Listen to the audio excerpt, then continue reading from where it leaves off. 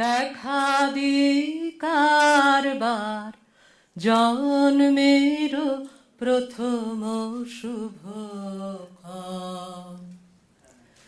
হে নূতন তোমার প্রকাশ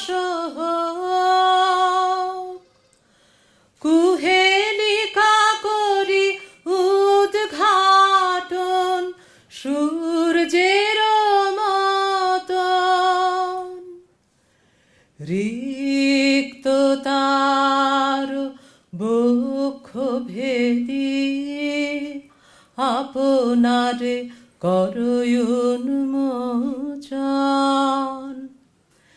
ব্যক্ত Namaskar. We are celebrating the 150th birth anniversary of Swami Vivekananda by holding an international conference on world religions, diversity, not dissension.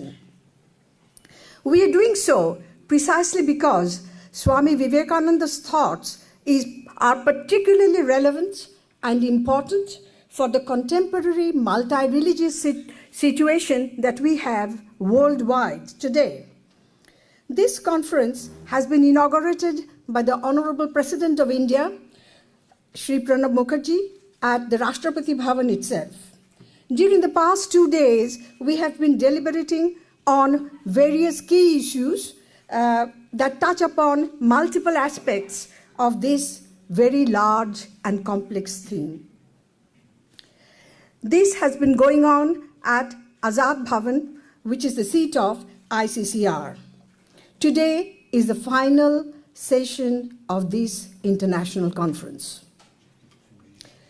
Well, when you think about our preoccupation with these questions today, it is quite natural to recall that only 2 to 3 decades ago, there were speculations in some quarters that with the spread of secular political ideology and sharing of scientific technology, the influence of religious traditions will gradually subside. However, that prediction has proven to be wrong. And we know that the religions of the world are very much with us. A common sharing of advanced technology that has facilitated travel and communication in an unprecedented manner has made it all the more clear to us that we are by no means living in a post-religious era. Swami Vivekananda had observed of all the forces that have worked and are still working to mold the destinies of the human race, none certainly is more potent than that, the manifestation of which we call religion. Perhaps the single most dominant criterion used in the public discourse for distinguishing the largest human aggregates one from the other is by their religious identity, associated with one or another of the religions of the world. Indeed, the world religions still are continuing to be the primary sources from which the largest aggregates of humanity draw their norms and values, derive their sense of collective identity, and seek guidance in times of need. Consequently, the presence of the plurality of religious identities is an inalienable fact of the contemporary global scene. It is a phenomenon that has to be dealt with at multiple levels of exchanges and interactions by all of us. Today, then, the central question before us is, can we move on to a plane of collective existence when the presence of diversity of religious traditions will no longer be seen as a cause for dissension, as it has often been the case before? Is it at all possible for us to view the religions of the world as our common resource that can enrich and empower us in ways that we cannot even imagine today. If we could, or even give it an honest try, we could then claim that we are indeed seeking to carry forward a project that was initiated by Swami Vivekananda. While exploring these issues with the eminent personalities present here, I have chosen this conversational format in order to highlight that the endeavor here is not just to invite a series of monologues, but to find out how can we gradually innovate a setting, especially with a view to facilitate the bridge-building task among the religions of the world. This is a humble attempt to carry forward Swami Vivekananda's unfinished project of enhancing harmony and avoiding dissensions among religions of the world. Speaking of religious identity, let me just use a couple of minutes more for trying to understand the genesis, that is the beginning, and the constitution of religious identity, as it is generally referred to in common parlance or in the context of our socio-political collective life.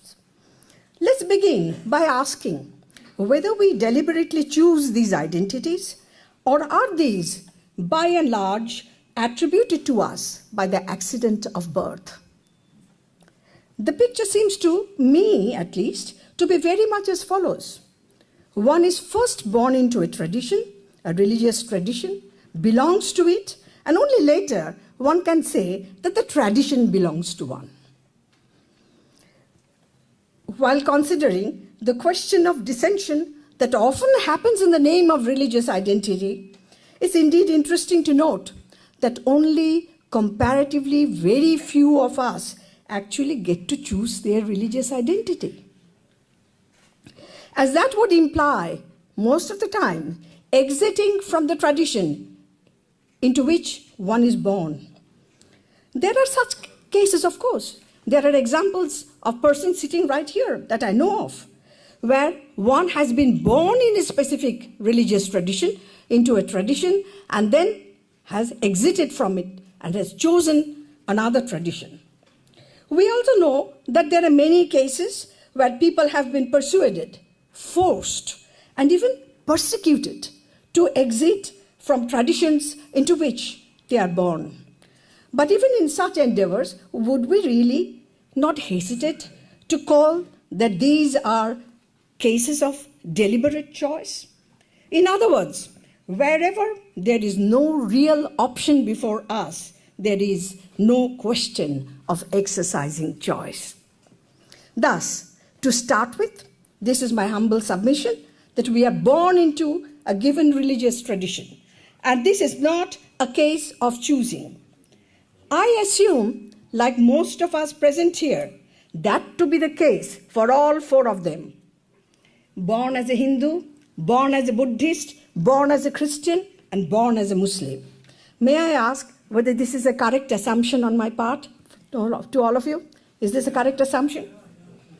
Particularly reborn. Not very sure. Let me first say now that I am truly honored for having this opportunity to share the stage with you four. You have before you my 4 clusters of questions that are the same as those that were sent to you, and a request that each one of you respond to the same questions, but only from the vantage point of your own tradition. Do not represent anybody else. Let this be an opportunity for all of us to start from the scratch. Every time I read out one of these 4 clusters of questions, I will indicate whom I prefer would be the first respondent. Otherwise, please feel free to volunteer. Please take your time, fully utilize 5 to 6 minutes for each cluster of questions, and please let us benefit from your knowledge. This means altogether you are having 24 to 25 minutes each for answering all the 4 clusters of questions. Friends, we are now going to listen from practitioners who are also all authors who have very ably propagated the core ideas of their respective traditions. Now, my first of the 4 clusters of questions. Let me say at the outstart that I would request His Holiness the Dalai Lama to be the first respondent once I read out and share these questions with the members of the audience. Number 1. What do you consider to be the principal teaching of your tradition? What is it that has especially inspired you most, impelling you to serve your tradition all throughout your life, that we cannot simply attribute to the fact of your being connected with it by the accident of birth, but will be willing to grant that it could just as well be the case had it been a matter of deliberate choice. In other words, is there a central message that is specific to your tradition that you wish to share with the entire humanity, because you firmly believe that we will all live in a better world if we pay heed to it? His Holiness. Oh, respected spiritual brothers and sisters, and among the audience, some of you, I think, long time our friend, Inge. So I'm very happy having this opportunity. Now, I'm Tibetan. I'm one Tibetan. Since 7th century, and particularly 8th century and 9th century, then Buddhism very much flourished in Tibet, and particularly the Nalanda tradition. So that means on the basis of Pali tradition, that's mainly Vinaya practice, the monastic sort of system, discipline, and then on top of that, Sanskrit tradition. There are a lot of sort of philosophical sort of ideas or practice there, and including some yoga practice. That means it's a tantra practice, some yogas, or these things also is there. But of course, certainly, my parent, not at all educated person, but farmer. I think my father knows better variety of horses rather than dharma. In early period, when you see people choose me as the reincarnation of Dalai Lama, I compare to study Buddha Dharma, but with great reluctance. I have no interest, but compulsory. Then I think eventually, you see, more study. The Buddhist, particularly the Nalanda tradition, not emphasis on faith, but emphasis on reasoning, experiment. So Buddha himself, you see, state, "Oh, my follower should not accept my teaching out of faith, but rather investigation and experiment." So, meantime, I also developed interest about technology and science. So you see, more my nature, always curiosity since childhood. So you see, more investigation, more thinking, and also observe world. A lot of problems. Essentially, many of these problems are our own creation. No one want problem. But problem, many problems, we ourselves created. Then big question, why? Too much self-centered attitude. And then lack of holistic view. So now, so therefore, one of the, I think, Buddhist concept, the Paticca, Paticca, everything interdependent. So that concept gives us holistic view. Some event, not absolute, not independent, but this event, good or bad, happened because of this factor, because of that factor. So that always brings us holistic view. It's quite useful to reduce narrow-mindedness. Then, other hand, the altruistic sort of practice, right? Altruism, sense of concern of others' well-being. So that direct sort of antidote to reduce self-centered attitude. So this is practice. This is things good, useful. Meantime, you see, this also you see immense help to understand other traditions. In spite of different philosophical views, all major religious tradition talks practice of love, compassion, with that forgiveness, tolerance, and for individual contentment, self-discipline. All major religious tradition carry same message. In order to strengthening these sort of practice, use different philosophy. Different philosophy is necessary. Among humanity, there are so many different mental dispositions.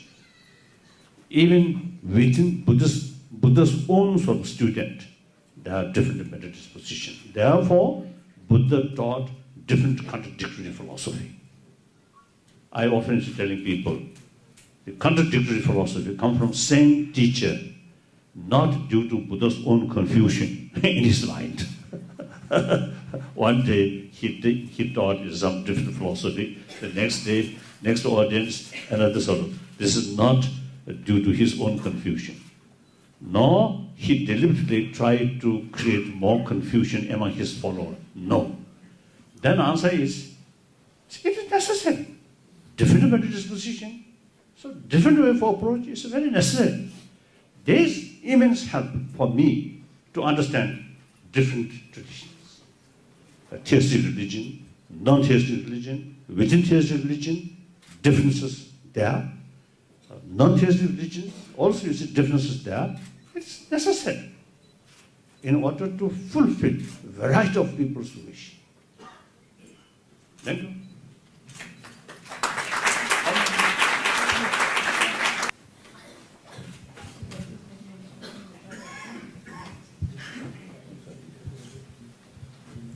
Bismillahirrahmanirrahim. I was born in a Muslim family. My education, my upbringing was on the traditional lines. But when I reached the age of maturity, I developed doubts. I discovered that I am a seeker and was sad with that version of Islam that I experienced in masjid, in madrasa, and in Muslim society. It was a very tragic moment for me. Then unbelievably, an event happened. At that time, I decided to study all those literatures about religion, spirituality, philosophy, to discover the answer of my nature. it is very interesting that at this juncture, I read some of Swami Vivekananda's work, especially letters of Swami Vivekananda. In this book, there is a letter number 175. In this letter, Swamiji has mentioned Islam as in a very shining words. Very shining words. This triggered my mind. This mention of Swami Vivekananda triggered my mind. I decided to re-study Islam. It was a very interesting story. So, what happened? After a long study of Quran and Sunnah and other relevant literature, I discovered that Islam was my choice, although it was not my birth religion. I can say that I am not Muslim by birth, but I am Muslim by choice. And here I would like to mention that Swami Vivekananda is my benefactor. I can say that Swamiji is my benefactor. He gave me a very important clue at that time, because I am a very rational person, very rational. I try to reason out everything. So, due to this mindset, I became dissatisfied with the prevalent version of Islam and also the Muslim society. But after a long study, I discovered that there is a difference between Islam and Muslims. I was confused between the two. Before this study, I was confused between the two. After a study, I discovered that there is a difference between Islam and Muslims. If you want to know what is Islam, you have to differentiate between the two. You have to judge Muslims in the light of Islamic teachings, and not vice versa. Now, what I discovered during this study, I discovered that there are two basic tenets in Islam. Basic tenets. One is that man should make God his sole concern. God is our sole concern. We have to make him our sole concern. And the other is that well-wishing to all mankind. Well-wishing to all mankind. These are the two basic tenets of Islam. And this addressed by nature. In this, I found my Creator. I found the purpose of my life. Why I am here, why I was settled in this planet Earth, why God Almighty created me. All these questions were answered. So I can say that I'm not a Muslim by birth, but Muslim by choice.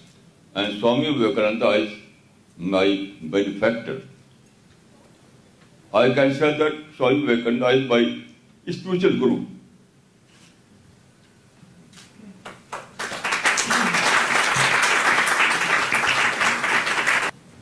Good morning.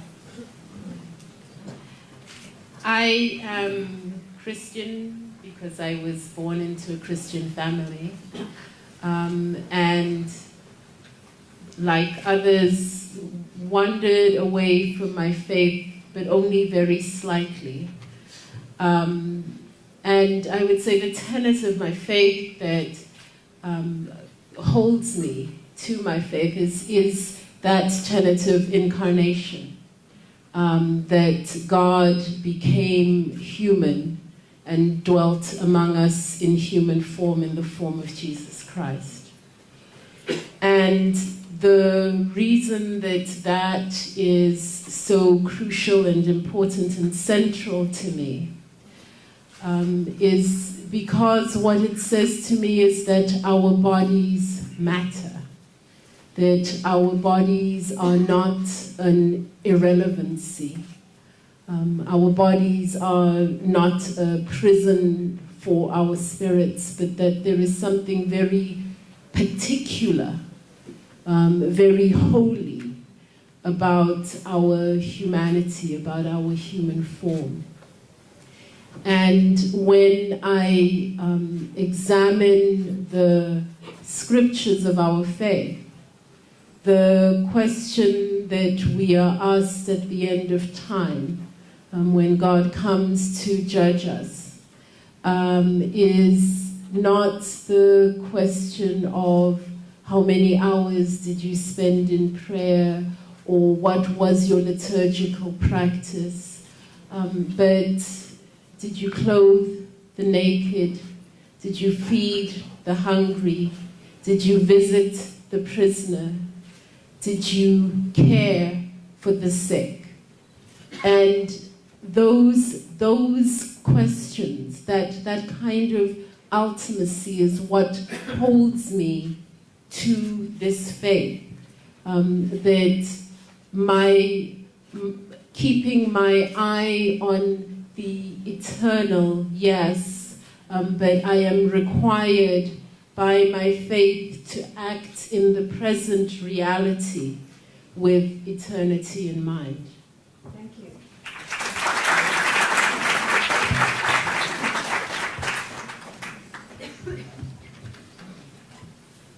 Thank you, Your Holiness Maulana Sahab, the Reverend. The principal teaching of my tradition, I was born, of course, a Hindu, but Hinduism is a very broad and diffuse creed. You can choose almost any path thereafter.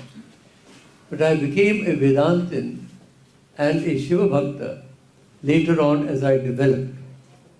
So my philosophy is Vedanta, my devotion is to Shiva. But let me say, you've asked what the principal teachings of the Hindu tradition. I would say there are three main teachings.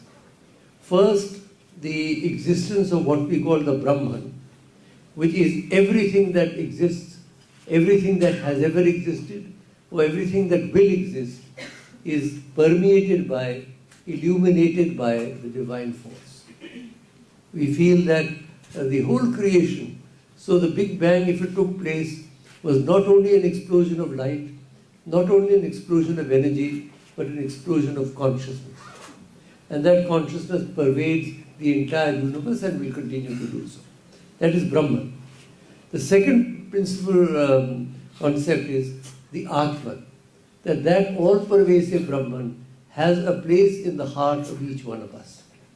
And well, whatever our caste, whatever our religion, whatever our philosophy, whatever our ideology may be, each human being encapsulates a spark of the divine that we call the Atman. In fact, everything encapsulates the divine, but as we go up the evolutionary chain, it is only when we reach the human birth that we can become aware of the fact that there is a divinity within us and there's a divinity out. And the third concept is joining these two. Joining, the word yoga, as you know, comes from the root of the English word to yoke. Joining the Atman and the Brahman. That is the goal of human life. And there are four main paths to do that. There is the Jnana Yoga, the way of wisdom. In the West, it would be like the way of Plato, looking at the reality that is behind outer events, and not only the events themselves. That is the Jnana Yoga, studying the Upanishad, studying the classics and so on. Then there's the Bhakti Yoga, which is the way of devotion. Whether that devotion is to Jesus Christ or to the Buddha or to your Guru or to any other form of the divinity. Then there is the Karma Yoga, which is the way of works dedicated to the divine. Not just any works, but the sort of work that Yad Krishna is doing, or Mother Teresa was doing, or the Ramakrishna Mission is doing, really dedicated and devoted works to the divine. And the fourth is the Raj Yoga, which is the royal path, which involves our breathing, pranayama, our posture, what His Holiness mentioned, all the practices that had to go into the development. So these are four main highways of joining the Atman and the Brahman. And we can adopt one or more of these paths and pathways, and by doing so, we can use this life, which is a rare opportunity for spiritual growth. We can use it to move upwards on the spiritual side. In our collective existence, we see that these facts of religious affiliation has had actually dual impact, benevolent and pernicious, be that in the history of two denominations of the same tradition, or when the religious context is definitively plural in character. Swamiji said, Swami Vivekananda, no other human motive has deluged the world with blood so much as religion. At the same time, no other human influence has taken such care not only of humanity but also of the lowest of animals as religion has done. Nothing makes us so cruel as religion. Nothing makes us so tender as religion. Now, we have seen this cruel aspect has been played out in such gruesome manner in the name of religious identity that we really need to understand what makes that possible. What is at the root of it? I have said at the beginning that we draw a sense of collective identity from our religions.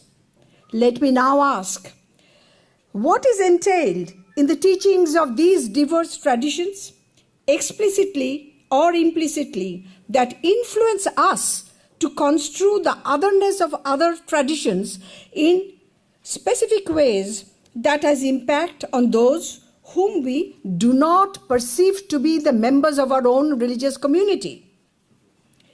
So, my second cluster of question to you is, what is the status of the other in the philosophy of religion of your own tradition? What is the explicit or implicit teaching that is bound to influence the attitude of members of your own community as and when they invariably encounter these others? That is, those who happen to derive their sense of religious identity from sources other than your own, that they are to be gradually vanquished, to be eventually converted for the sake of their own good, that those who are reluctant to do so are to be perceived as doomed, or at best to be situated at a lower level in the hierarchy and somehow tolerated. In other words, the question is whether it is possible for us to be more inclusive. Can these others be at all accepted as followers of a distinctly different path, yet recognizably a legitimate path? If yes, on what ground? I think I already answered. The variety of people there.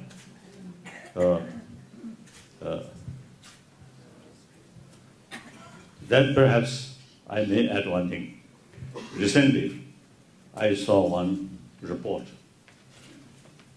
Out of 7 billion human beings, about 1 billion actually non-believer. So now, my sort of main effort. Of course, I'm Buddhist. My daily practice according to Buddhism. But I never try to propagate Buddhism. Of course, among Buddhists, of course, it's my sort of responsibility, my duty to explain what is Buddhism. That also, till someone asks you, please explain Buddhism. Otherwise, the Vinaya Sutra clearly mentioned, unless someone asks you the teaching, otherwise you should not teach. So that means respect individuals sort of what's the right. So then, realistically speaking, of course, on this planet, there are so many different traditions there. When Buddha come, or Mahavira come, already some different traditions already exist. See, Buddha and Mahavira never tried to convert all Indian. Did convert many of them though. Oh? Did convert many of them. Oh. All So- his followers were Hindus. So now today, it is fact. There are so many religious traditions there in the Arab area, in these many other areas. Large number of Muslims. In the West, whole Western, Judeo-Christian background. It actually, you see, brought sort of, what's it name? Tremendous sort of, I think, help. Provide hope, particularly when individual passing through difficulties. But quite often, including Buddhist, when you are quite lucky and forget about religion. Then sometimes our destructive emotion become like God. So therefore, it's so many sort of, problems that we created. Too much greed, too much anger, too much suspicion. All these lack of practice of compassion, forgiveness.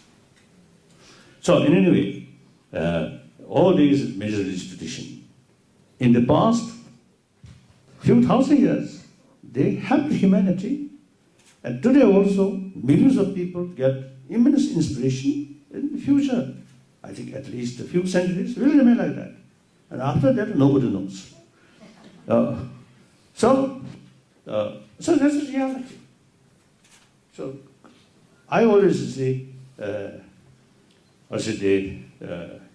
express conversion is not good. One side, there are a number of Tibetan Buddhist centers in the West. I always tell them, should not sort of propagate Buddhism. Only those people, those individuals who really came to know something about Buddhism, then okay. Actually, one German businessman, want to build one sort of meditation center in France. Then I told him, this is not right place. This is a Judeo-Christian country. So if you really want to build such sort of Buddhist meditation sort of center, then should sort of construct either in Thailand or Burma or even India. Okay, like that. So, the individual sort of wish, individual sort of what is right is very, very essential. Then now, the question of non-believer. I think a non-believer will increase.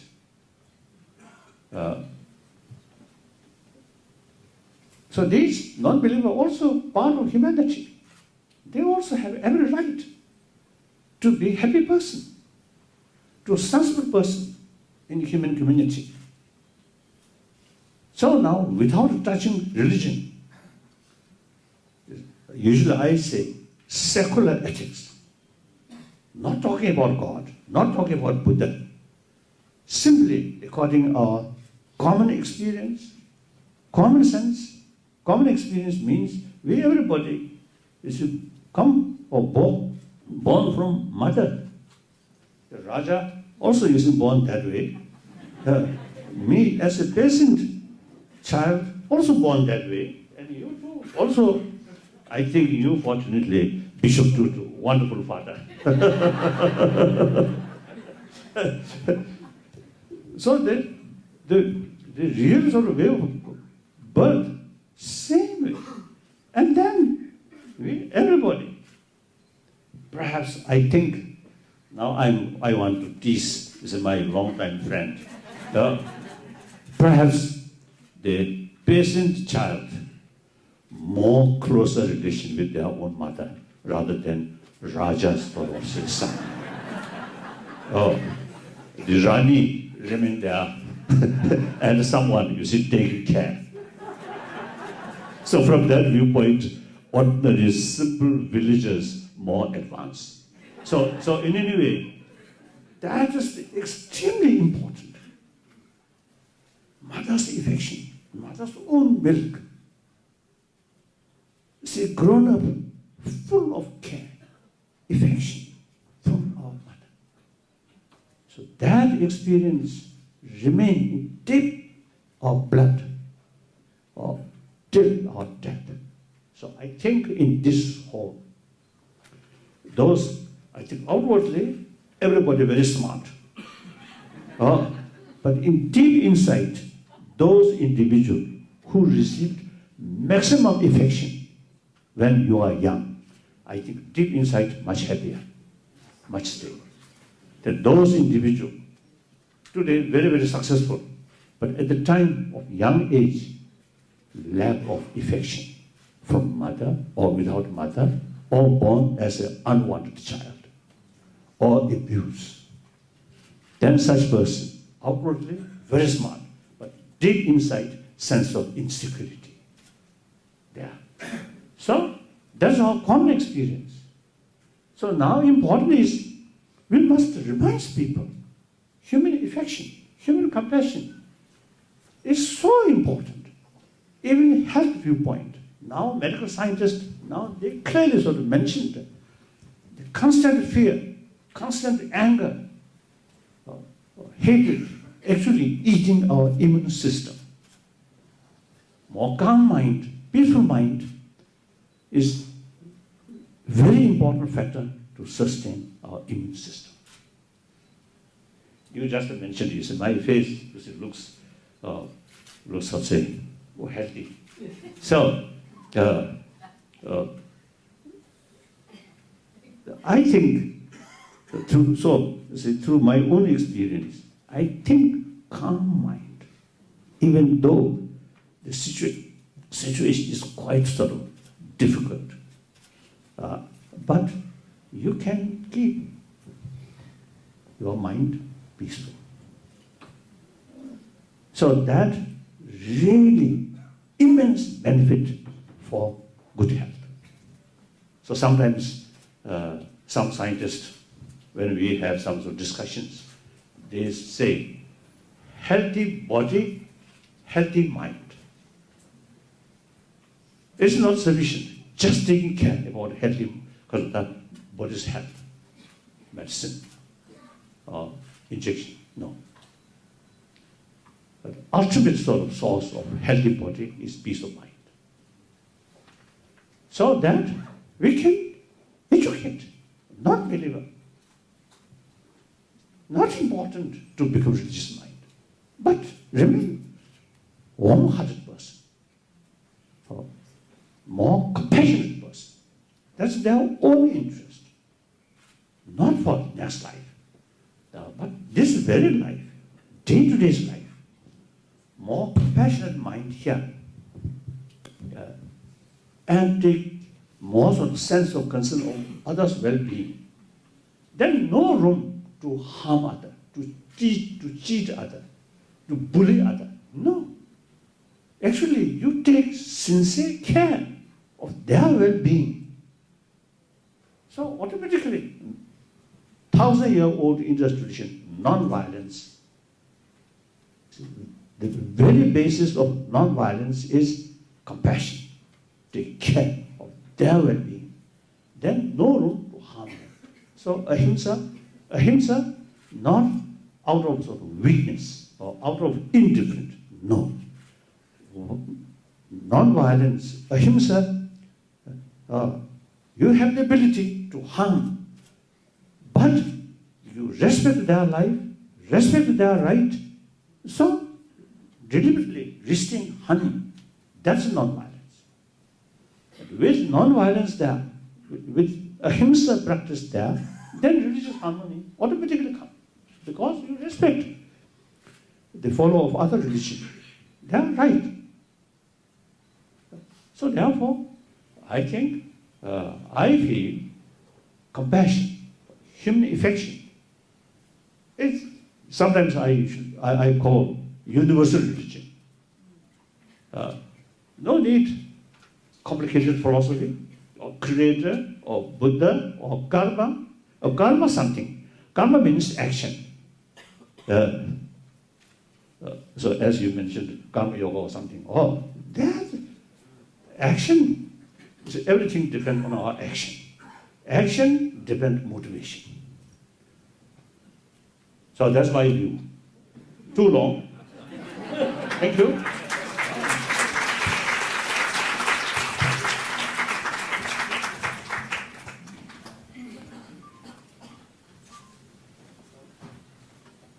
You know, Muslims generally divide the world between Muslims and non-Muslims.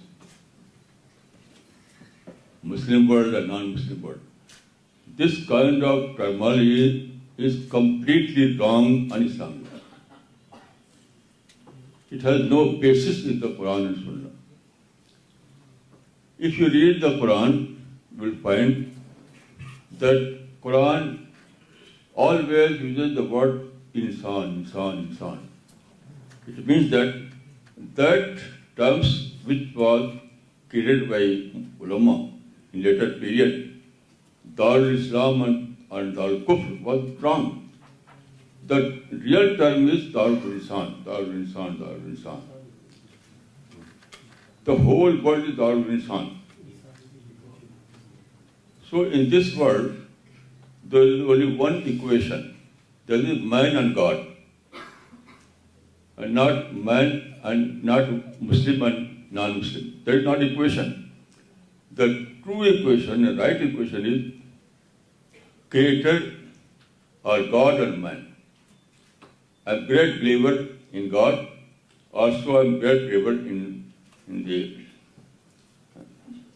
the oneness of humanity. Then I would like to say that in modern terms, several Muslim countries have adopted the term Islamic Jamhuriya. Islamic Jamhuriya. This term is completely wrong. You know, Prophet of Islam never used this term. Prophet of Islam or his Khulafa never used the term Islamic Jamhuriya. To everyone, every book will be called with its natural name. For India is India, and England is England, and Iran is Iran. No country can be called Islamic Jamhuriya. This is wrong. Then I would like to add that concept of perversion is alien to the Quran. I would like to say that if you want to know what is Islam, you have to read the Quran. There are only two sources of Islam, that is Quran and Sunnah. So there is no concept of conversion has no basis in the Quran. Quran uses marifa. Marifa means realization, discovery. So truth is your own discovery. Truth is your own realization. It is a personal choice. If you want to know what is the purpose of life, what is death and what is life, in all those questions, that is in your mind, if you want to understand about these questions, you have to study, you have to discuss. And after discussion and study, you reach to some conclusion. That is your religion. So religion is your personal choice. There is no concept of conversion in Islam. In conversion, you know, there are two parties, converter and converted. Two parties, converter and converted. But this is not the concept of Islam. In Islam, there is only one party, there is you. If you want to know what is truth, you have to study on your own. And when you discover something as a truth, you have to opt for that. Then there is a question. This world is full of differences. Everywhere there are differences. Among family members, there are differences. And in a society, there are differences. Even in one religion, there are differences. So what to do? The best answer was given by Swami Vivekananda. Follow one and hate none. Follow one and hate none. This answer is also mentioned in the Quran. Lakum deenukum waliya deen. For you, your religion, for me, mine. So I have formulated this Quranic verse in these words. Follow one and respect all. Follow one and respect all. This is the only practical solution how to deal with differences. We cannot eliminate differences. Differences are part of life. So we have to manage differences rather than try to eliminate the differences. So best answer is that follow one and respect all.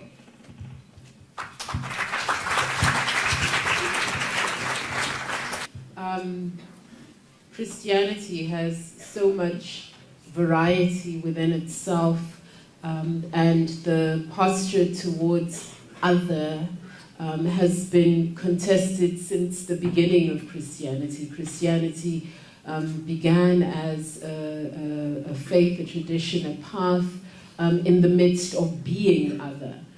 So the Christian tradition was born out of the Jewish faith, and so stood in the posture of being the other religion to a religion that already existed.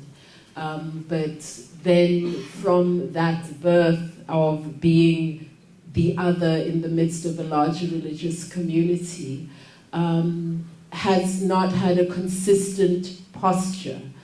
So you'll see in Paul's letters his advice to Christian spouses of people who follow another faith tradition, that you can, by your good practice and your good personality and your good being, your good exercise of your Christian faith, be an example for conversion of the other. And then you'll see in John's Gospels, in my Father's house there are many mansions, or that I have other flocks that you know nothing about.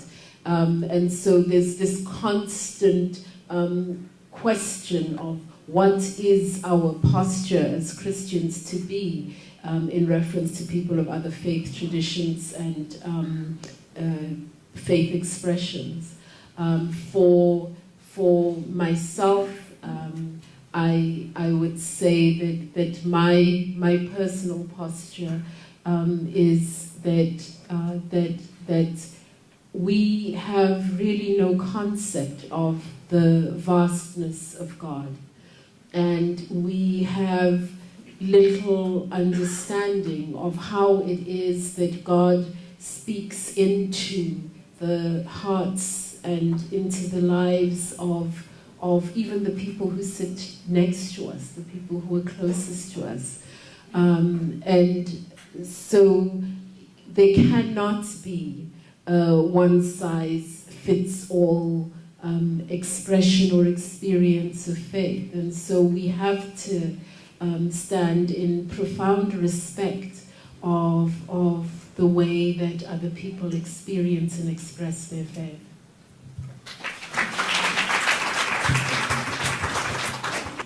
In Hinduism, in the Upanishads, which are the high watermark of Hindu philosophy and the fountain of Hindu philosophy, it's very clear that there is no other.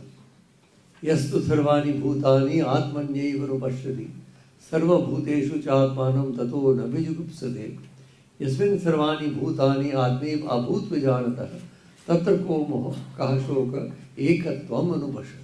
For him who sees himself in every being and who sees every being in himself, there is no delusion, there is no anger, because he has grasped the oneness, ekatvam. So theoretically, in Hinduism, there is no other. However, in actual practice, for various reasons, there have been othernesses. First of all, within Hinduism itself, because with all its great philosophy, Hinduism was based on an extremely unjust and unfair social structure. The caste system, whatever the reason may be, that has come into being, and that created an otherness. I am a Brahman, you are a Kshatriya, you are a Shudra, therefore otherness. Secondly, the Muslims came to India in two different forms.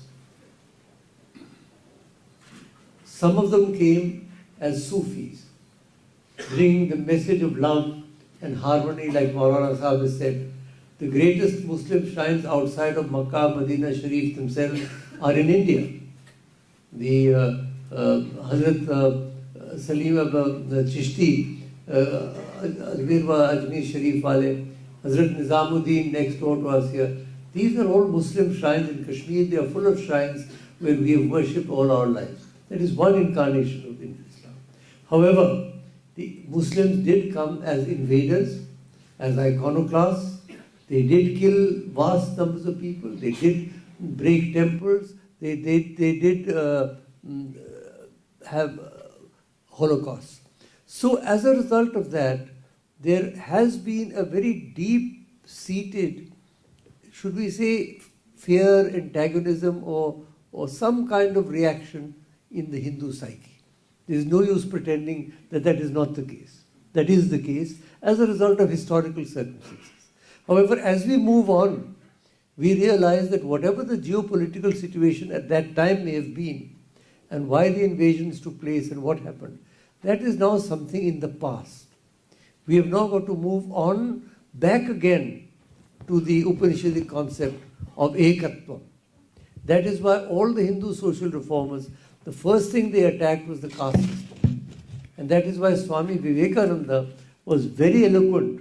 He in fact talked, if you remember Maulana Sahib, Your Holiness, he talked of an India with Islamic body and the Hindu brain.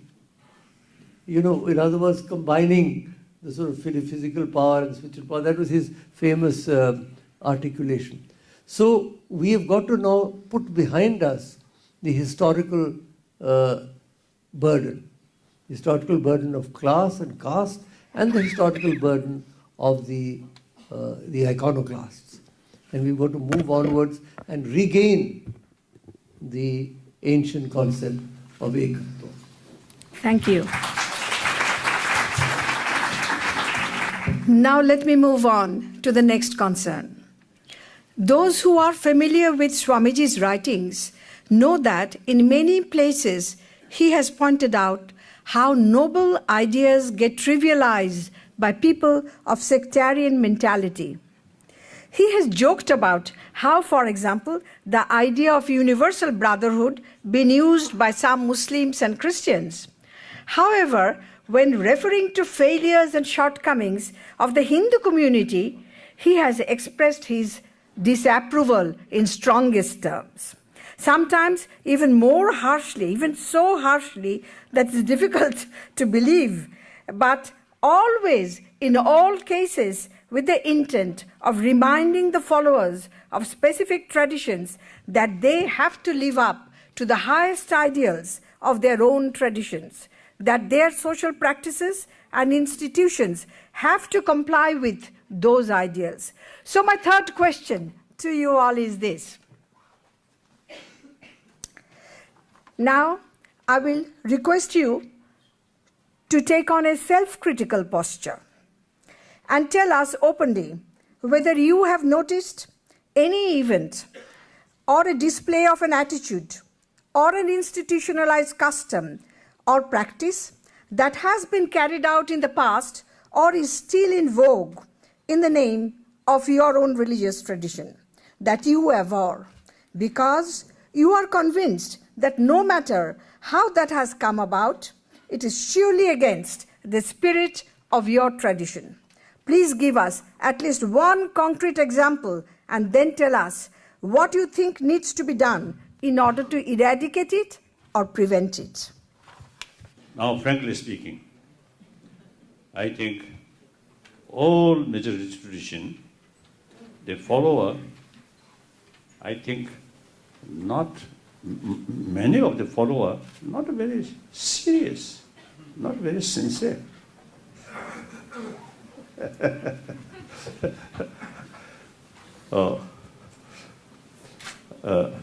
I think so. And then another thing. I think various religious traditions, I think the people, because lack of knowledge, the real sort of message of your own tradition, real practice of your sort of tradition, lack of knowledge that simply you carry rituals and kasachuti, some sort of ceremony. And for example, a Christian in the Sunday service in the church, at that moment looks everybody very serious. Outside church, simply they carry the usual way, bully, cheating.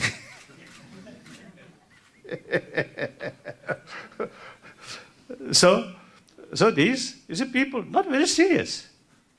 Among Tibetan, among Buddhists, also they are. Therefore, religion also becoming instrument of exploitation. Among Tibetan Buddhists also, they're quite quite serious sometimes. You see people, and particularly like me, sit on high throne and sort of appears as something very holy and exploit other people. You don't do that. So I actually, very publicly criticize about these sort of traditions. And then I often, very, very critical, or publicly criticize, some Buddhist practitioner Buddhist practitioner or Buddhist from Ladakh up to Arunachal. They quite often, wear some ceremonial sort of dress or different hat or instrument. I always telling them, we never heard in Nalanda institution, Nagarjuna have some different hat, and then Arya Deva or Baba Biga, Buddha Palita, they carry some instrument. No.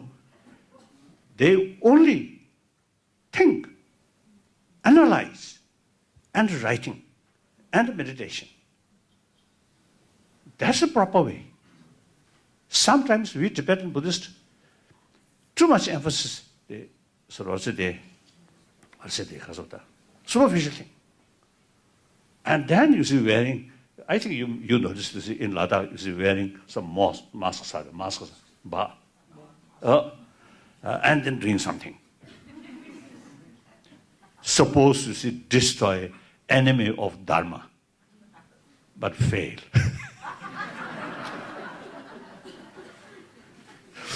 So this, we too much sort of involve superficial thing. And many Hindus, they simply sort of worship Ganesh or Shiva or Saraswati or this. I think every Hindu family, most of them, I think morning, some in the form of worship, some flowers, some incense, and recite some Sanskrit sort of shloka, but without knowing the meaning. Then, sometimes I sort of jokingly, you see, since I'm very close, I always consider Indians are historically our guru, really our guru. All our knowledge learned from Indian guru. That's clear.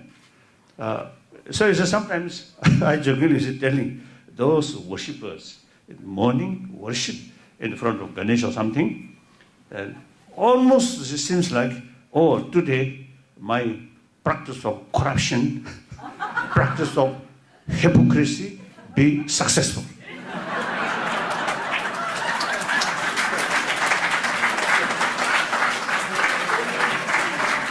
How can? Impossible.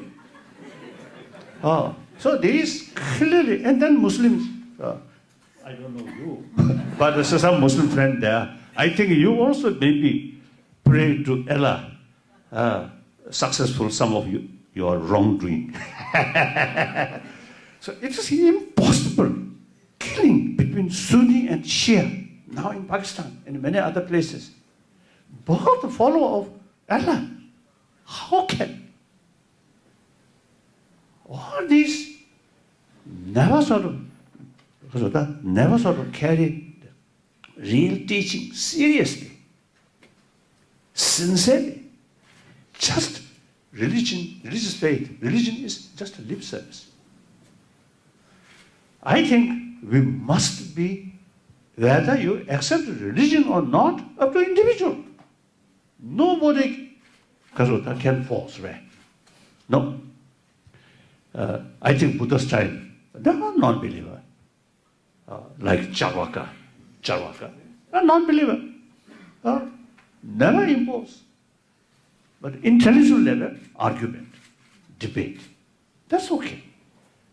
But meantime, respect Charvaka also. Therefore, this is up to individual, whether accept religion or not. Once you accept, you must be very sincere. You must be serious. That one is my sort of general critics. That's I really feel. So, since I publicly criticize other, so before criticize other, first I myself check.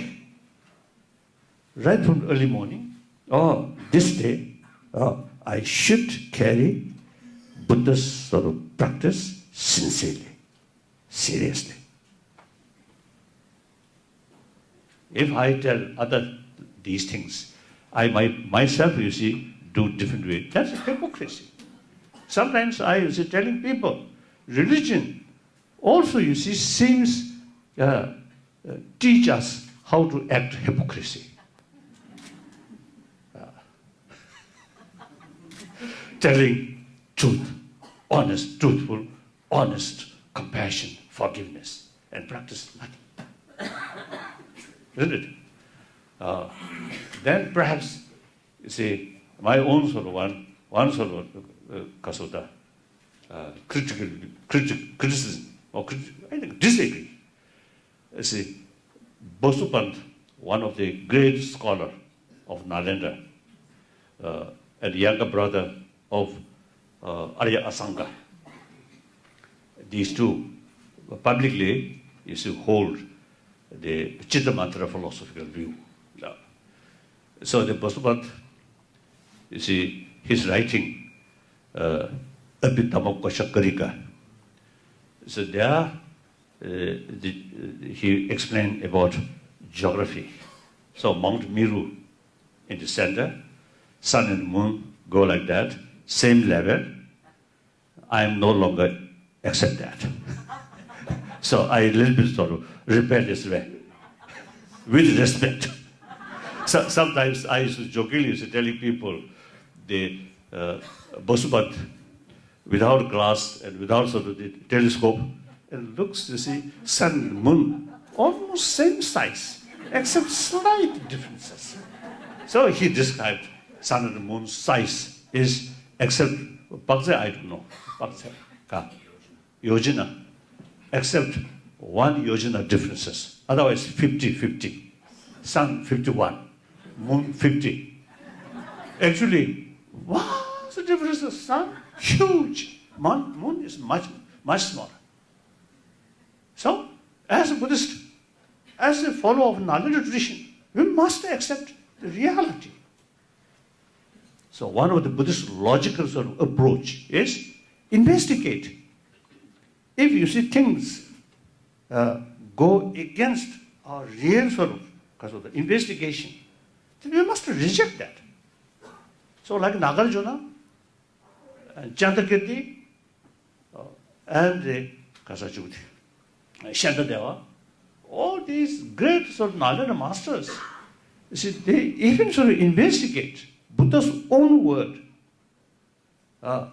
If you see certain point which mentioned in Buddha's own word, it goes against our sort of experiment,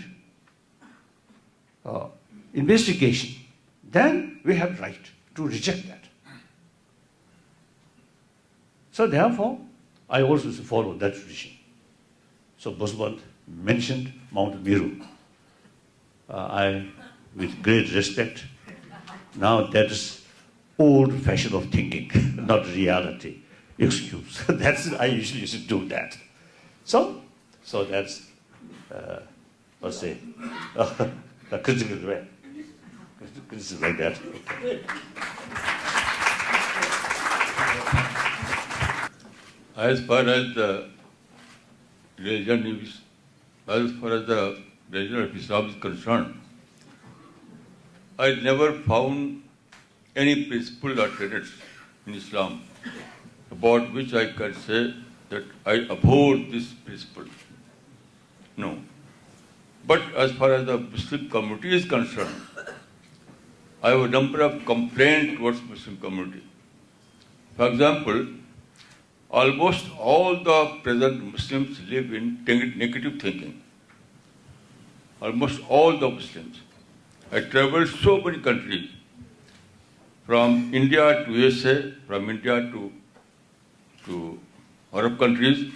Everywhere I found that Muslims are living in negativity. They always complain about other nations. Arabs say that America is Adul Islam Raqam Wahid. Other Muslims say America is enemy number of Islam. This is wrong, completely wrong.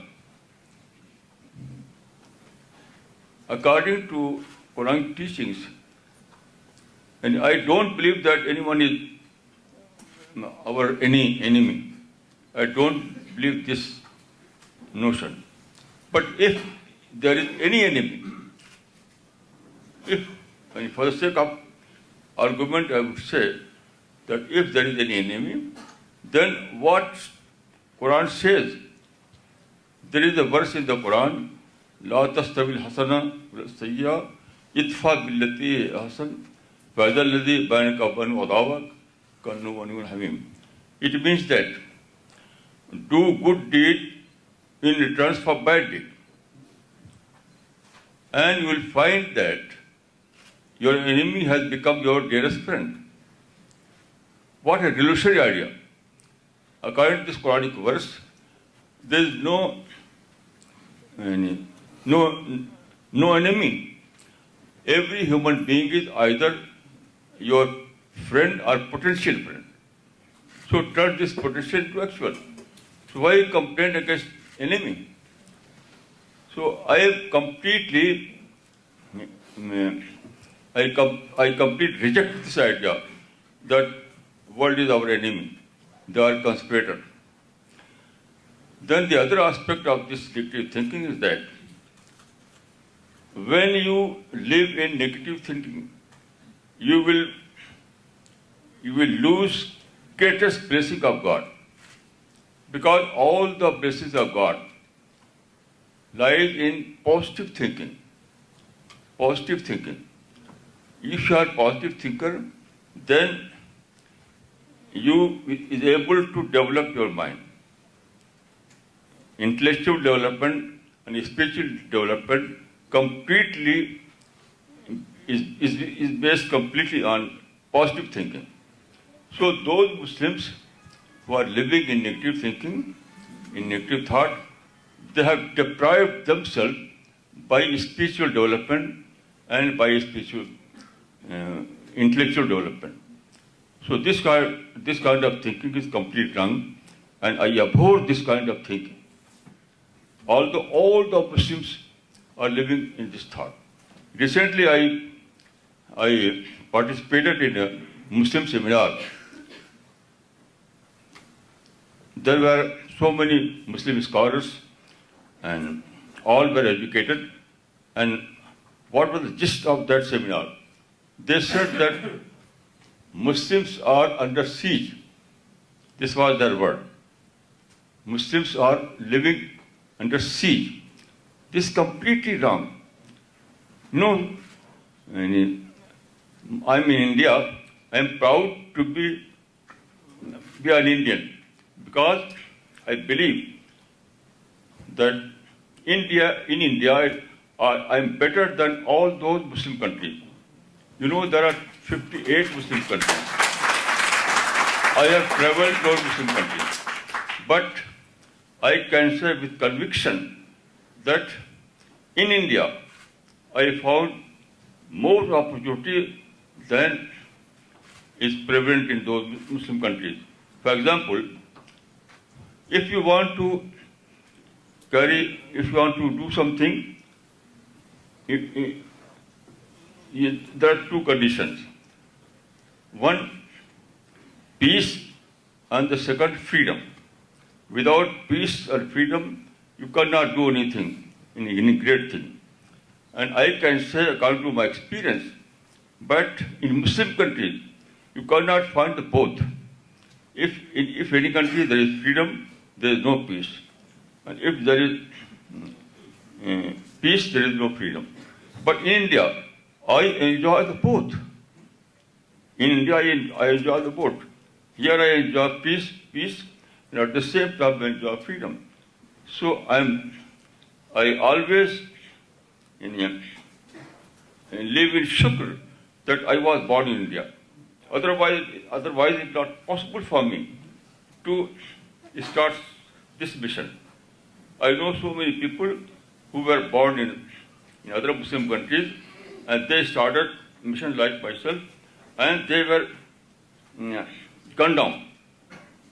They are compelled to exile in their country. But I'm here in India. I'm completely free.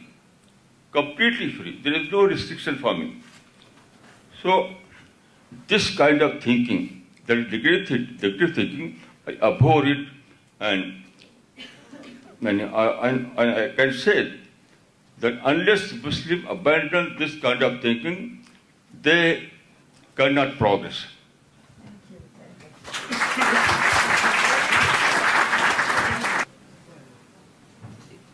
So to take on a self-critical posture towards my own Christian faith, in the way in which it is practiced, I would choose actually two things to critique. The first would be the attitude that is still prevalent in much of the Christian community towards HIV and AIDS, and towards those who are infected with that disease, and the mentality that is a punishment from God. and so the shaming and stigmatizing of people who live with HIV and AIDS. That's something that is changing within Christian communities around the world, but it's not changing fast enough.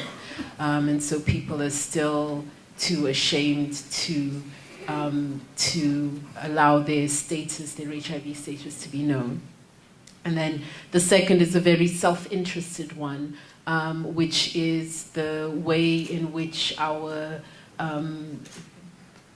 tradition, not the faith in and of itself, but the way that the tradition is enacted with regards to the position of women. Women and girls in our religious communities are not uniformly treated with the regard and the respect which they so rightly deserve. There are positions of power in our church communities that are often not open to women. There are whole denominations which will not allow women to exercise roles of liturgical leadership. Within my own denomination, to sort of draw it down very narrowly and very specifically, within my own denomination, the role of women as ordained leaders is still contested in some parts of the Anglican Communion. This past month, we've just ordained the first 2 women as bishops in the Anglican Church in Southern Africa, but that has come as a hard-fought battle. In the church in England, there still hasn't been agreement that women can be ordained bishops.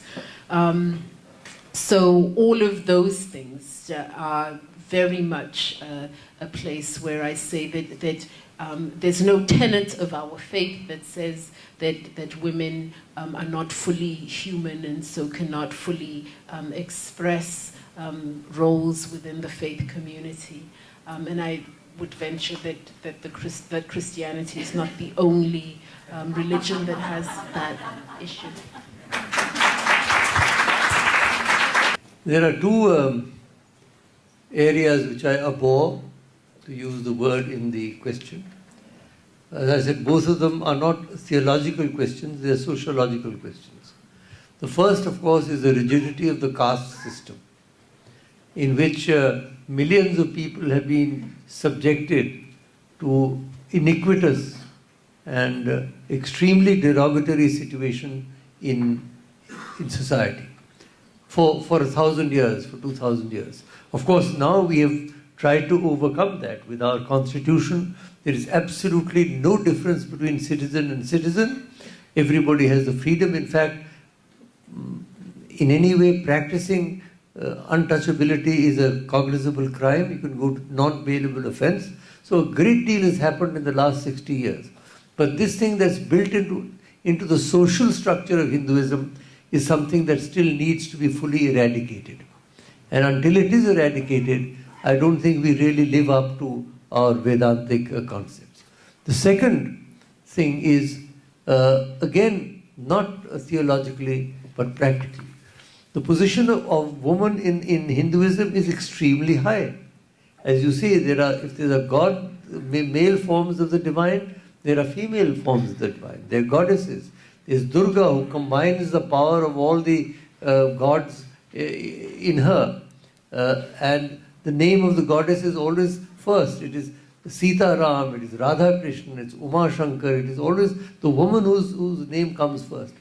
So theologically there is no problem. But in actual fact, again, the whole concept of women being a burden, girls being a burden, of female ferticide, which is really a shame and a disgrace for a civilized country. This whole dowry syndrome, which is really sapping Hindu society. I mean, there used to be an advertisement, is now banned. Spend 5,000 now and save 5 lakhs 20 years from now. Meaning thereby abort the girl child now. Otherwise, when she grows up, you'll have to spend 20 lakhs on her wedding. So until social attitudes change, until we realize that women are not, girls are, as in fact girls often tend to be brighter than the boys. I'm not going to give any examples, but the thing is that a woman, I mean, and the ideal couple, of course, is Shiva and Parvati. Parvati never sits at the foot like Lakshmi sits at the feet of Vishnu. She sits side by side. She never sits on the floor in front of the feet. So that ultimately ends in the Ardhangini. You've seen the iconography where a man is half woman and half man in the same sense. So that is what we must work to. So these are the two things I feel which we've got to strongly oppose in the Hindu tradition. Thank you.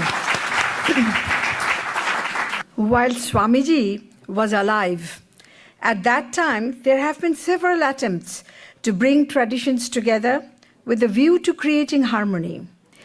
The culmination of this effort was actually the Parliament of World Religions that took place in Chicago in 1893. Swamiji was aware that harmony among religions of the world still remains merely as a goal. He had frankly admitted that so far that goal has not been reached because of a want of a plan that is practical.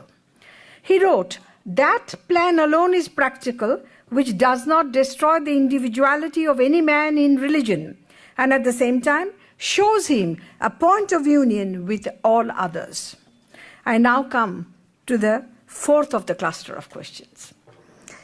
Please take a few minutes each and indicate a plan of action so that a point of union among diverse religious traditions can be demonstrated as achievable on a collective plane.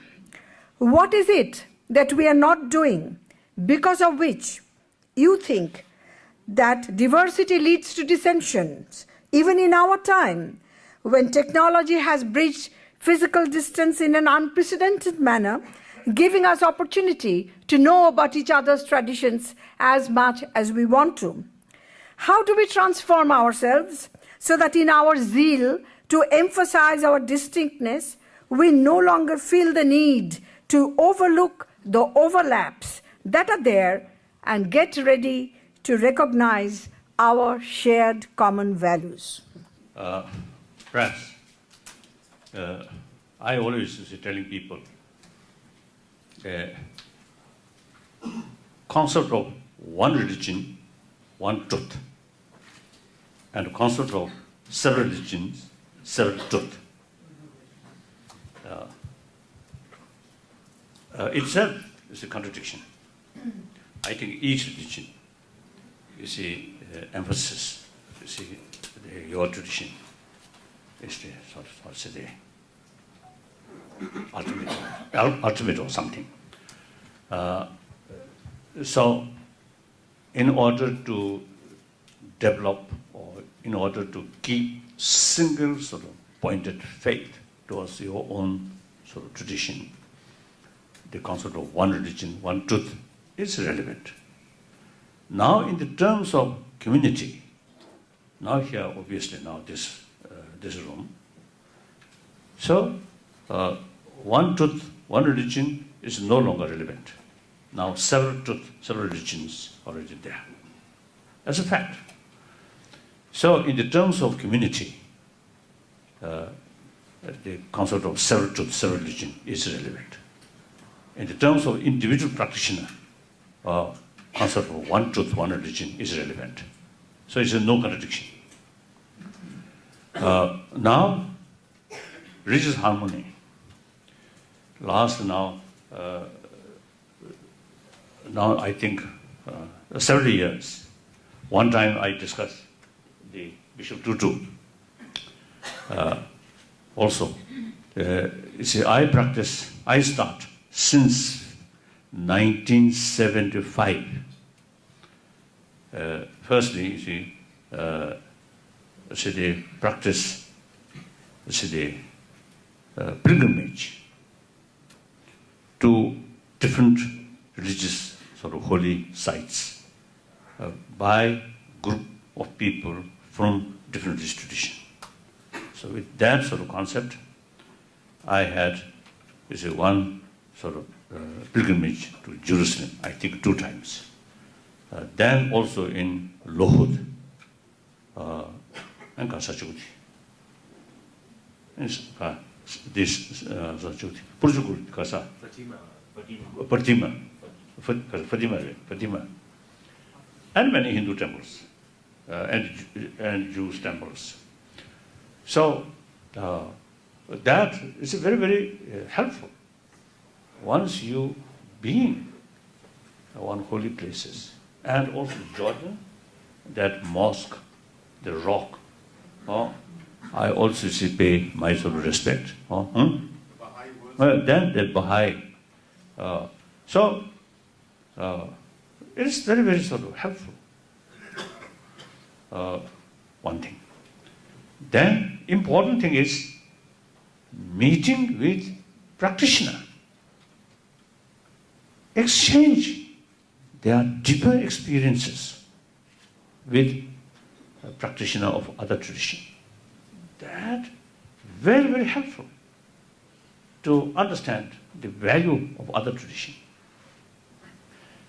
Then another, scholars meet and discuss in academic level, discuss what's similarity, what's differences. Then naturally we will find differences. Then very important to discuss what is the purpose of these differences, different approach. It's simply different approach, achieve same goal. Compassionate person, sensible person, honest person. All different method. Some religions say we all is created by God, one source. So, if you truly believe that, if you implement that, no basis to quarrel among human beings, among brothers, sisters. You truly believe that.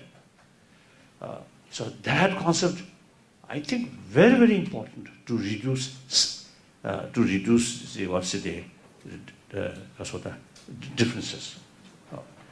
And then also single-pointed faith towards God as a creator. You see, the effect is reduce self-centered attitude. Buddhist, now here, anathema theory, selfless theory. That is the real sort of demarcation between you and me. But same purpose, you see. He used the concept of atma, so that eventually merged with Brahma. So I used anathema to reduce self-centered attitude. And plus is faith towards Buddha and Bodhisattvas, like that. So therefore, the different way of approach, but same purpose. Once we clearly made that, then hardly no basis to argue, to quarrel, because of different approach, different philosophy. Then another point, your father, beloved sort of was a wonderful sort of the Christian practitioner. As a human being, whenever he was there, he is there, the whole atmosphere immediately, you see, becomes something very warm, very friendly.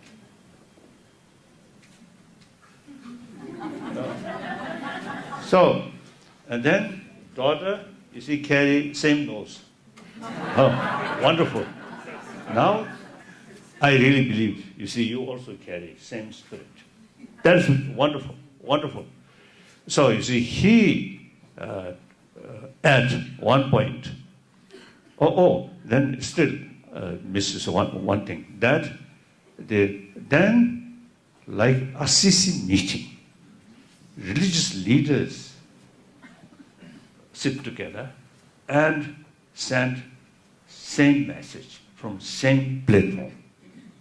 Message of peace, message of importance of spirituality. I think ordinary people, in the eyes of ordinary people, millions of people get, this is some, I think, very significant sort of impact like that. So then your father, as he told me, another point, that's whenever somebody disasters happen, then people from different sort of faith come together, serve together, help together. That also, I think, very good. All religious tradition teach us, serve people, serve needy people. So therefore, in that respect, I think our Christian brothers, sisters, I think more committed than Buddhist brothers, sisters. So wonderful. So that I think, you see, I think many of you, I think already sort of, I think they practice these things. I think you know very well. A few occasions we discuss these things. Now, I really sort of feel India is the only country where all major world religions live together. Yeah.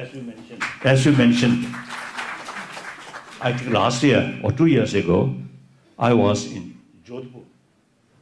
I met one Romanian who carried some research work about religious harmony in this country. So then he told me he visited one Muslim village. Village means at least a few thousand population must be there.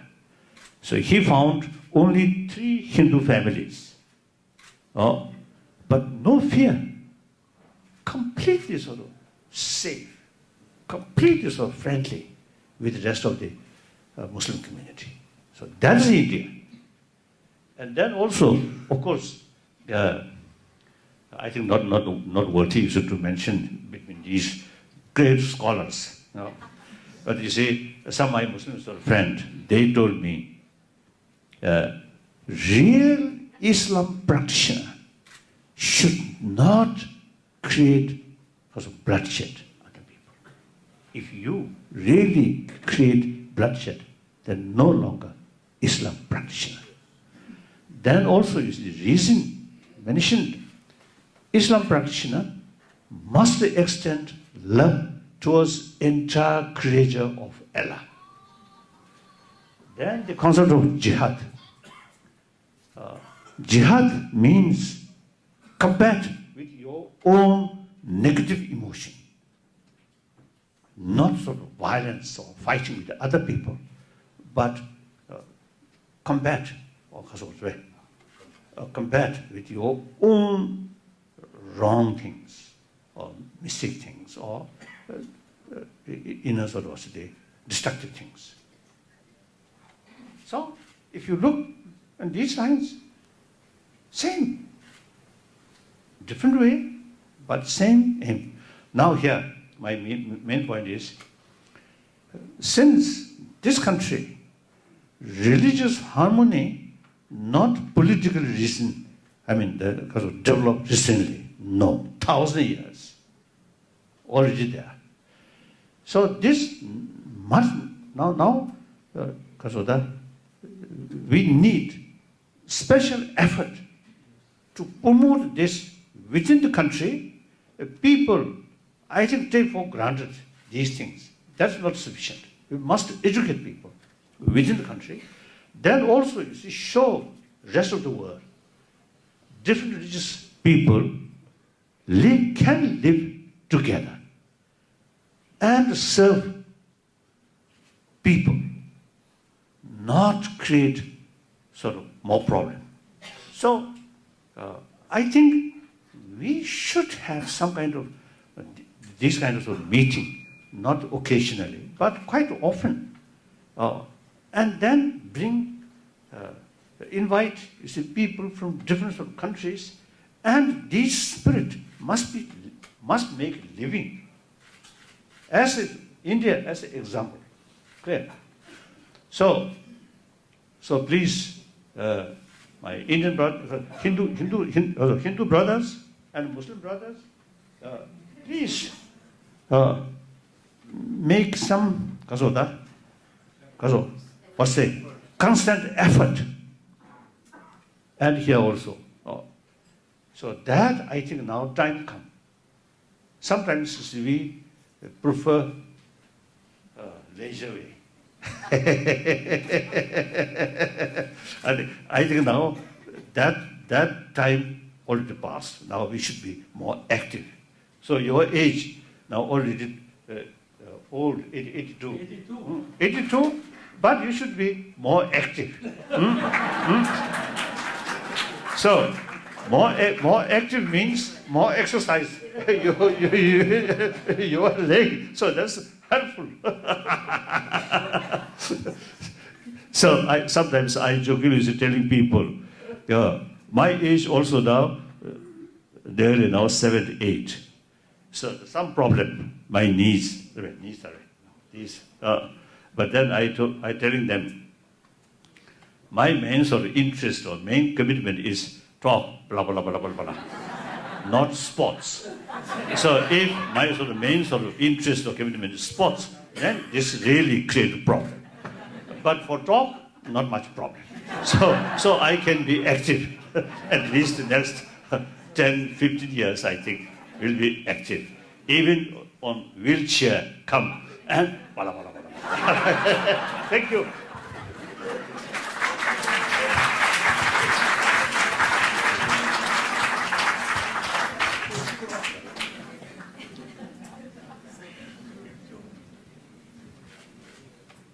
Diversity or difference are part of nature. We cannot eliminate the difference from life. So the only option before us is to learn the art of management.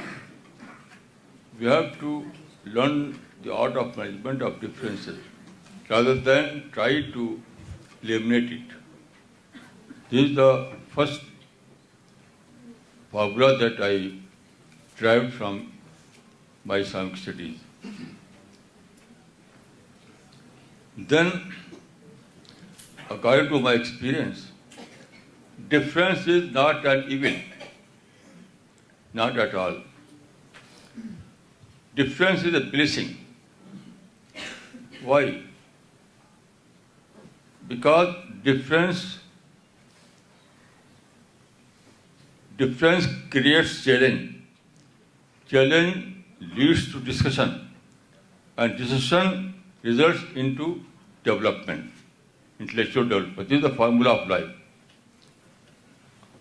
I always income differences. I always invite differences. I always invite criticism, because it is criticism and difference that through which we can develop our mind, our personality.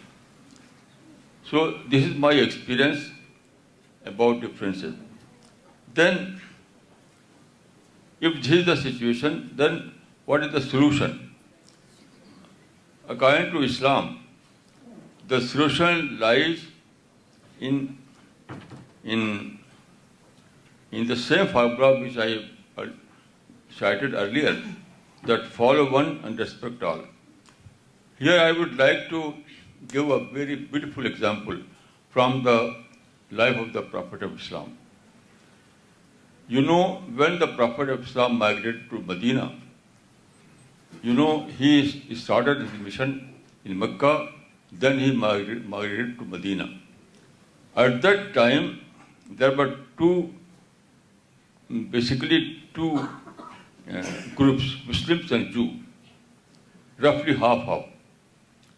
So, Prophet of Islam issued a declaration that is called Sahifatul Medina. It means declaration.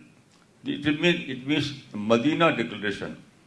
In this declaration, it was mentioned that Lil Yahud Dinuhum Walil Muslimin Dinuhum. For Jew, their religion, for Muslims, their religion. This is the best formula of management. So, what happened? Prophet himself gave example. One day he was in some part of Medina and he saw a funeral procession passing through a street in Medina at that time.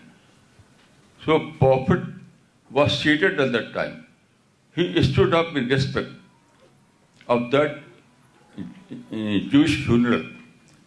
One of companions said, "O Prophet, it was funeral of a Jew, not a Muslim." Prophet replied, "Alaysat nafsan? Was he not a human being? Was he not a human being?" Here you can see that Prophet was able to discover the commonality between himself and that non-Muslim. So, this kind of artificial partition that he is Muslim, he is non-Muslim, this is wrong. Everyone was born by God Almighty. Everyone is human being. So he said, "Alaysat nafsan?" Was he not a human being? And when he is a human being, and I am also a human being, so this is the true communality. So this is the right solution to the question of difference or diversity. So according to my experience, this is the simplest and natural formula. Simplest and natural formula. Follow one and respect all. And I have no hate against anyone. I can sit with very with total with love and compassion with anyone. I have no hate in my mind, in my heart. So why?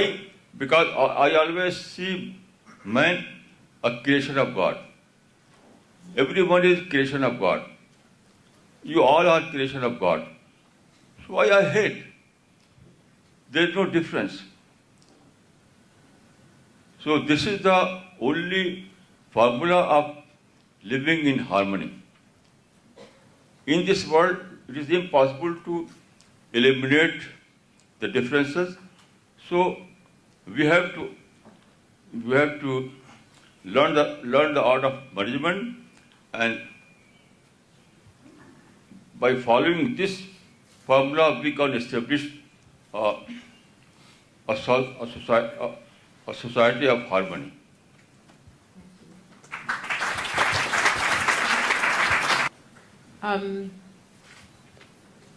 Some of the simpler and more practical things to do to build harmony among the religions is to begin working where we agree, to begin working on those things that don't require that you be a person of one faith or another, but to begin to tackle the issues that are of concern to us simply based on our humanity. And so, for instance, I work with the Western Cape Religious Leaders Forum in South Africa. We've come together to answer to some of the issues of grave concern to us, issues of the ecology of the planet, issues of violence against women, issues of hunger and poverty in our neighborhoods. When I lived in the United States, we had an annual 9/11 Unity March as a response to the disaster of 9/11 in the United States. This was in the Washington area, and people of all religious faiths would come together to walk. We began at the synagogue in Washington, went past the National Cathedral and visited various religious sites along the way to the Islamic Center, to the Baha'i Gurdwara, and on down Massachusetts Avenue to end at the Gandhi statue near DuPont Circle. And in each place we were invited to step into the worship space of people of a different faith and to learn something about the practice and beliefs of the people of various faiths, but also as a witness, as a testimony that we as people of faith can stand together against harm to any members of the human community and against harm to the planet, indeed. The interfaith movement can be said to have begun in 1893 with the first Parliament of the World's Religions, where Swami Vivekananda, in whose honor we are having this gathering, made such a dramatic debut. And from then onwards, in the 20th century, as you know, a large number of interfaith organizations have been set up. Juliet Hollister, you remember the lady who set up the Temple of Understanding that I now chair. There's the IARF, International Organization for Religious Freedom. There's the World Council of Churches. There are lots and lots of interfaith movements. We've had a lot of meetings. The second Parliament was in Chicago again in 1993. The third was in Cape Town in 1999. The fourth in Barcelona 2005. The fifth in Melbourne 2009. And the next one in 2014. And lots of other meetings. Now, the methodology of the interfaith movement is to get people of different communities together in a harmonious dialogue, not a Shastrarth.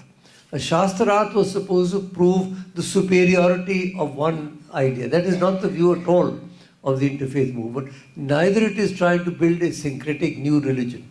What it is trying to do is to get people from different religious traditions together so that they can better understand, as His Holiness was saying, they can better understand the tenets, basic tenets. I think this meeting itself today is an example of what an interfaith gathering can do.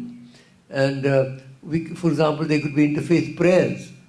When you get people of 8 different religions in a room all praying, you suddenly realize that if there is a divinity at all, there couldn't be 8 different divinities for each religion. It obviously has to be to the same power.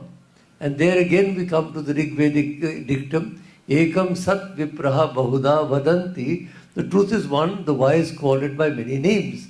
But Maulana Sahib says, choose one and respect all. So there are multiple paths to the divine. Until we realize and respect the fact that there are multiple paths to the divine, there will never be peace on this earth. If we get into theology, whether we are going to be, we have an Atman or don't have an Atman, whether we are going to be reborn or not going to be reborn, the only person who's bound to be reborn here is His Holiness. All the rest of us, we don't know. We're going to find out in due course. But there's no point arguing because, you know, these are theological differences. But there are people, as the Reverend has rightly said, there are areas which in Assisi we did man and nature. We did declarations about the importance of safeguarding the earth, the importance of not allowing the natural environment to be destroyed, the importance of the position of women, the importance of looking after children, the importance of education, the importance of... There are so many areas in which people can work together.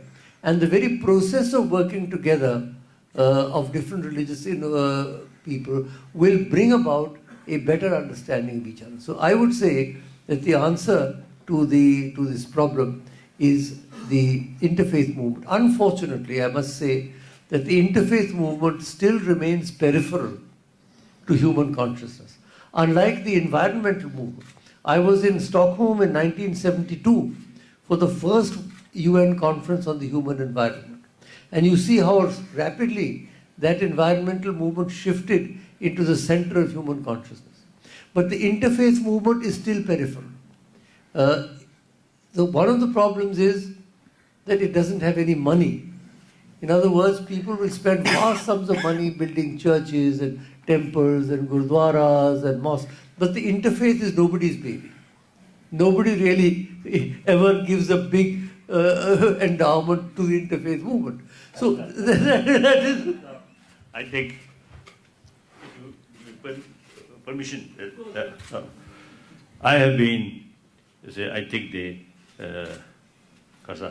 Parliament, World Parliament of Religions, I think 3-4 times I participated. But except that few days of the meeting, rest of the time, I think seems sleeping.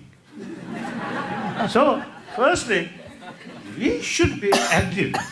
Then money will come. Agreed, sir. I agree with you. That's definitely true.